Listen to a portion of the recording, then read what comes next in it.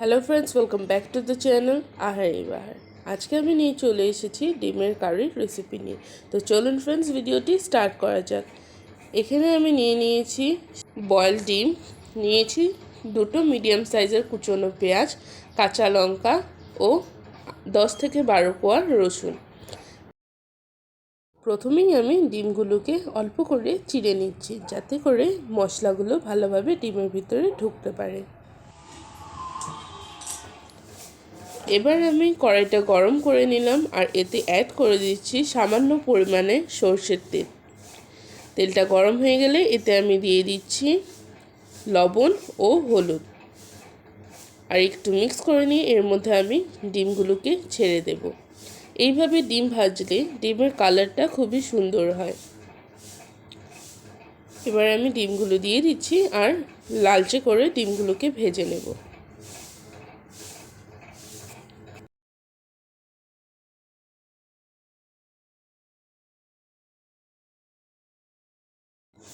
ডিমগুলো খুব বেশি সময় ধরে ভাজবো না, তাহলে শক্ত হয়ে যাবে।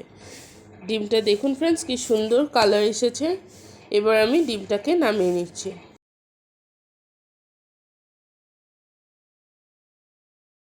এবার আমি এই কড়াইতেই দিয়ে দিয়েছি আরও কিছুটা পরিমাণে তেল, আর ফোড়ন দিয়ে দিলাম দুটো শুকনো লঙ্কা।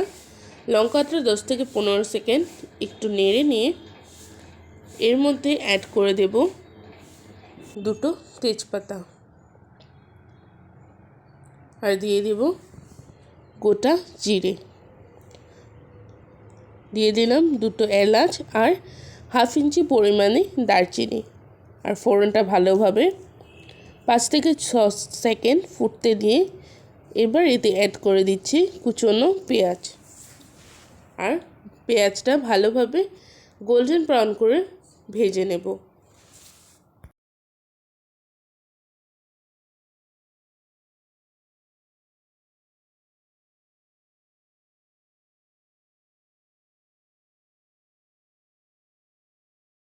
এবারে আমি এখানে লঙ্কাটাকে বেটে নিয়েছি, এর মধ্যে দিয়ে দিলাম 1 টিস্পুন জিরে গুঁড়ো, আর এটা পেঁয়াজে দিয়ে ভালোভাবে মিক্স করে নেব,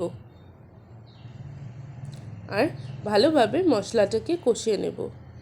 এখানে আমি দিয়ে দিলাম পেঁয়াজ ও রসুন বাটা, আর আবারও ভালোভাবে মশলাটাকে কষিয়ে নিচ্ছি।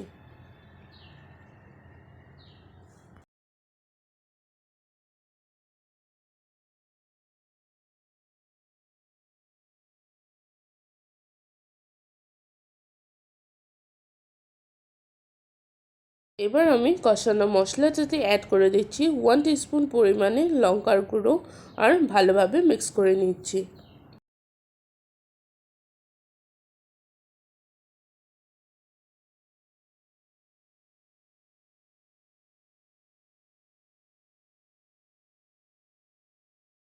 এবার আমি এতে অ্যাড করে দেব স্বাদ অনুযায়ী লবণ, আর আবারও মিক্স করে নিয়ে এর মধ্যে অ্যাড করে দিচ্ছি সামান্য পরিমাণে জল।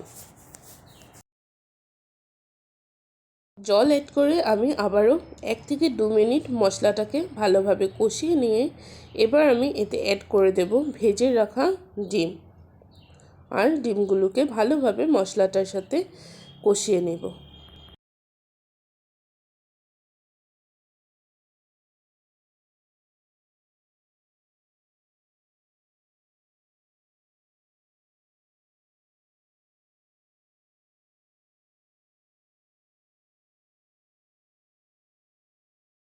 ডিম ও মশলাটা ভালোভাবে একসাথে কষিয়ে নিয়েছি।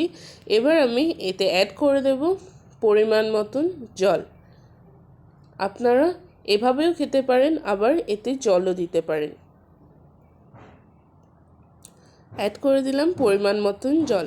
আপনারা জলটা অবশ্যই আপনাদের পরিমাণ মতন ব্যবহার করবেন। জল অ্যাড করে আমি ডিমটাকে ভালোভাবে কিছু সময়ের জন্য ফুটতে দেব।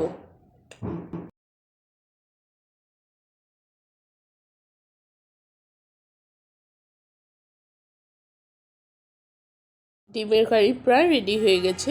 এবার আমি একটু নেড়ে নিয়ে এর মধ্যে অ্যাড করে দেব গরম মশলা, আমি এখানে গরম মশলাটা বেটে ব্যবহার করেছি, আপনারা চাইলে পাউডার গরম মশলা ব্যবহার করতে পারেন। এবার আমি গ্যাসের ফ্লেমটি অফ করে ডিমের কারিটা কিছু সময়ের জন্য স্ট্যান্ডিং টাইমে রেখে দেব।